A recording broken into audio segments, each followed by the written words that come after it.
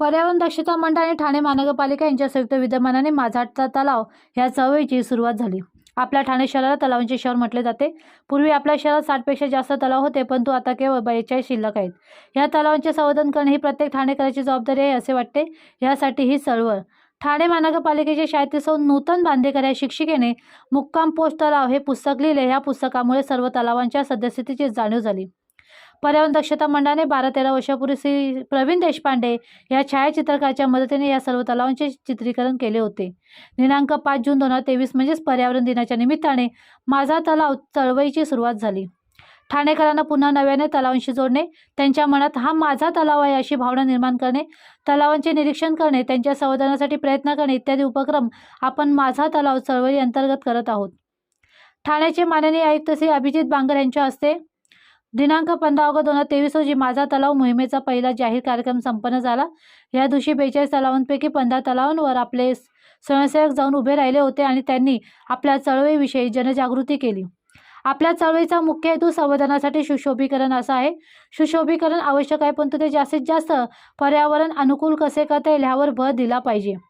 तलावातील पाणी, तेथील वनस्पती, जलचर याचा विचार करूनच सुशोभीकरण व्हावे, यासाठी तेथील स्थानिकांनी जागरूक होणे आवश्यक आहे। त्यांचे सतत तलावावर लक्ष असले पाहिजे। काही चुकीचं होत असल्यास ते त्वरित थांबवणे आवश्यक आहे। यासाठी ही चळवळ। या मोहिमेच्या निमित्ताने पुढची पायरी अशी आहे की प्रत्येक तलावाजवळील शाळा त्या तलावांशी जोडणे, तलावांशी जोडल्या गेलेल्या शाळांनी त्यांच्या जवळील तलाव दत्तक घ्यावा, जेणेकरून विद्यार्थ्यांचे तलावावर लक्ष राहील, त्याविषयी आपुलकी निर्माण होईल आणि त्याचे संवर्धन करण्यास हातभार लागेल। शाळेतील मुलं ही आपल्या देशाची पुढची पिढी आहे आणि त्यांच्या मनात पर्यावरणाविषयी प्रेम निर्माण करण्याचं काम पर्यावरण दक्षता मंडळ गेली 20 वर्ष पर्यावरण शाळेमार्फत करत आहे। या शाळेतील मुलांसाठी आणि जे तलावावर नियमित किंवा सहज वीकेंडला फिरायला जातात त्या सर्वांसाठी मंडळाने एक गुगल फॉर्म तयार केला आहे। जेव्हा जेव्हा एखादी व्यक्ती तलावाला भेट देईल तेव्हा त्यांनी तो फॉर्म भरून मंडळाला पाठवा, जेणेकरून त्या तलावाची माहिती संस्थेकडे नोंदवली जाईल।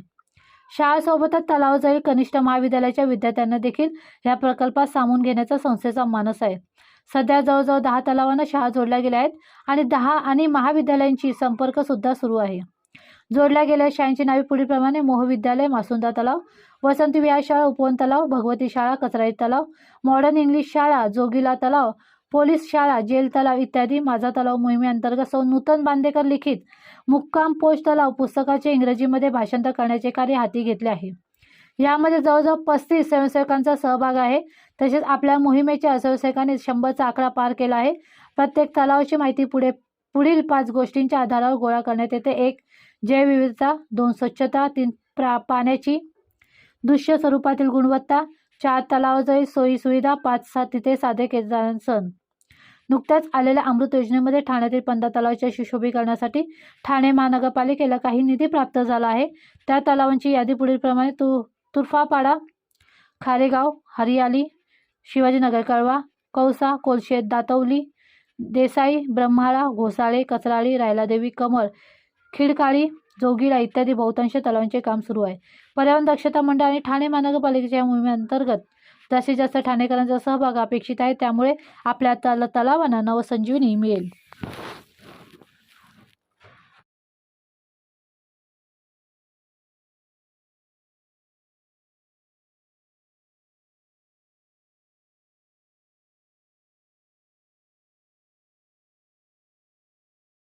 त्यातली एक अपेक्षा आहे। दुसरी अपेक्षा अशी आहे की ही जी सगळी सौंदर्यीकरणाची संकल्पना आहे ना, ती संकल्पना प्रत्यक्षात आणताना फक्त माणसाचा विचार करून होऊ नये।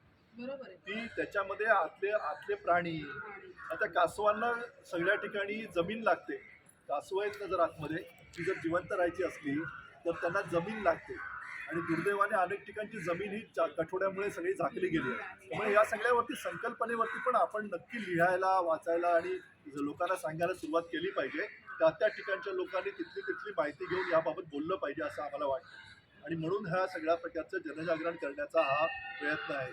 आणि म्हणून आम्ही या सगळ्या जवळजवळ यांना आम्ही आता व्हिजिट दिल्या, जवळजवळ 6 व्हिजिट आतापर्यंत आमच्या झाल्यात आणि गेल्या 6 महिन्याच्या प्रत्येक डेव्हलपमेंटचा आमच्याकडे फोटोग्राफ आहे। म्हणजे आमचं फोटो डॉक्युमेंटेशन आहे ना, ते काही हजारात होईल आणि ते घेऊन आपण प्रत्येक तलावाचं एक पूर्णपणे कोडिफिकेशन करू शकतो की जूनला चालू झाल्यापासून पुढच्या जूनपर्यंत त्याचं काय झालं ते। आणि तसं जर आपण करायला सुरुवात केली ना तर आपल्याला येईल. नाही तर आतापर्यंत अशी माहिती कोणी गोळा केलेली नाही.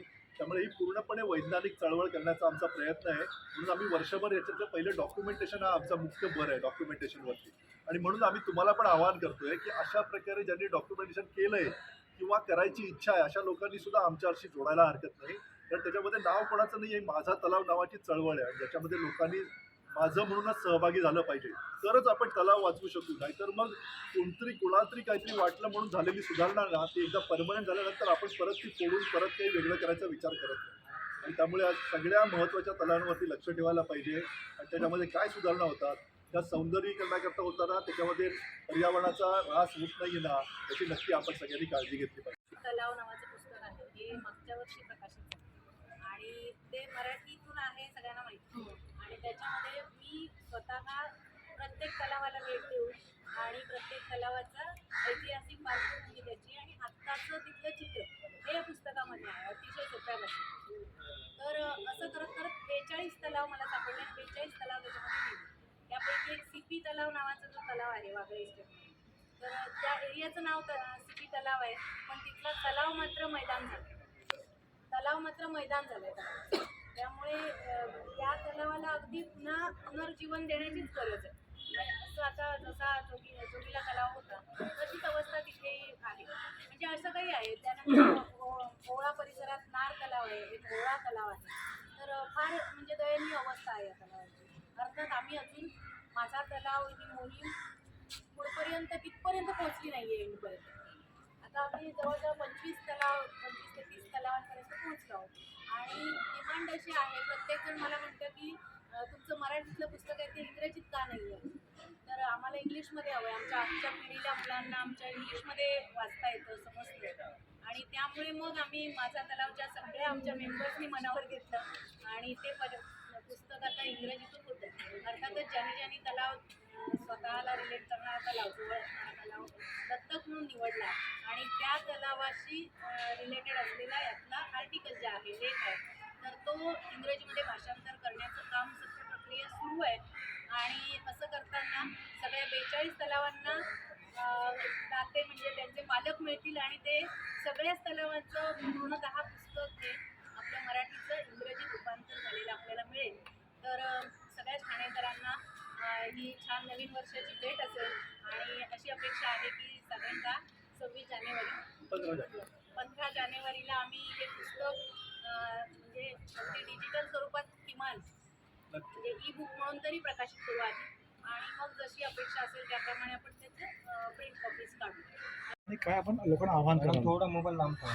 साधारणपणे जून महिन्यापासून आपण सगळ्या लोकांना या सगळ्या प्रक्रियेमध्ये उतरवण्यासाठी अशा प्रकारची योजना चालू केली आहे की शाळांना कुठला तरी तलाव दत्तक घ्यायला सांगायचं. कारण आमची पिढी म्हणजे आपल्यासारखी लोक ज्या वेळेला त्याच्यावरती काही आंदोलन करतात त्यावेळेला आपल्या पुढे हे आंदोलन चालवायला कोणतरी आवश्यक आहे ना. कारण शाळा कॉन्झर्वेशन ऑफ लेक्स म्हणजे तलावांचं अस्तित्व इथे ठेवणं हे कशा करता, तर त्याला सौंदर्यीकरण करून त्याचा एक शोभेचा दागिना नाही बनवायचा, तर ते अत्यंत चांगल्या प्रकारे त्यांचं जे नैसर्गिक कर्तव्य आहे ते पार पडलं पाहिजे. म्हणजे अनेक प्रकारचे पक्षी त्याच्यावर येतात, अनेक प्रकारची झाडं त्याच्या भोवती आहे आणि हे सगळे स्पॉट्स जे आहेत ते आपोआप हवा शुद्धीकरण करणारी केंद्र आहेत. जशी मैदानं आवश्यक आहेत तसे तलाव आवश्यक आहेत. ही सगळी गोष्ट त्या मुलांपर्यंत पोहोचवण्याचा कार्यक्रम आम्ही मोठ्या प्रमाणावरती हातात घेतला आणि म्हणून सगळ्या मुलांना इन्व्हॉल्व करून आणि शाळांना इन्व्हॉल्व करून माझा तलाव ही संकल्पना आम्ही त्यांच्यामध्ये रुजवतो. पूर्वी झालेलं जे आंदोलन होतं त्यावेळेला आम्ही तलावांच्या संरक्षणासाठी लोकांनी गणपतीचं विसर्जन करू नये असं म्हणत होतो. आम्ही लोकांना रिस्ट्रिक्ट करत होतो. आता आम्ही लोकांना म्हणतो आमच्या बरोबर या, रिस्ट्रिक्ट नाही करत आहोत. आम्ही लोकांना म्हणतो की तुम्हीच बघा तलावाचं काय चाललंय, तलावाचं सौंदर्यीकरण कसं होतं आहे, तलावाच्या भोवती कुठली झाडं आहेत, तलावात कुठले कुठले पक्षी येत आहेत, तलावातले मासे आणि बाकी बायोडायव्हर्सिटी काय काय आहे. आणि हे जर सगळं आपल्याला परमनंट ठेवायचं असलं, आपल्या पुढच्या पिढ्यांना दाखवायचं असलं तर त्याचं संरक्षण करणं आवश्यक आहे. म्हणून ही जी चळवळ आहे ती संवर्धनाकरता चाललेली चळवळ आहे. आणि त्याच वेळेला निमित्त मात्र होऊन ह्या मॅडमनी जे पुस्तक लिहिलं त्या पुस्तकाच्या माध्यमातून मराठीमध्ये हा सगळ्या तलावांचा एकूण 42 तलाव आहेत. म्हणजे आत्ताही मी जेव्हा हे पुस्तक लोकांना दाखवतो तर लोक तोंडात हात घालतात, विचारतात 42 तलाव आहेत ठाण्यात. अशा प्रकारचं लोकांचे एक्सक्लेमेटरी रिॲक्शन येते. त्याच्या पुढे जाऊन लोकांनाही माहिती झालं पाहिजे की आपल्याकडे 42 तलाव आहेत, आपल्याकडे 66 तलाव होते. हे सगळ्या लोकांना आपला इतिहास माहिती करून दिला पाहिजे. अशा स्वरूपाची योजना या सगळ्या संकल्पनेमध्ये आमच्या आहे. आणि आम्ही हे निश्चितपणे करणार. साधारणपणे पुढच्या महिन्याच्या 15 तारखेपर्यंत आम्ही या पुस्तकाचं इंग्रजी भाषांतर आहे ते प्रकाशित करतोय. सर्व इंग्रजी शाळांना गवसणी घालतोय ठाण्यातल्या, की ज्यांना इंग्रजी पुस्तक हवंय. आणि त्याच्यानंतर पुढच्या 3 ते 6 महिन्यामध्ये सर्व शाळातली मुलं त्या तलावांवरचे प्रकल्प आणि त्यांच्या डिमांड्स घेऊन उभे राहतील, अशा प्रकारचा प्रयत्न आम्ही करतोय.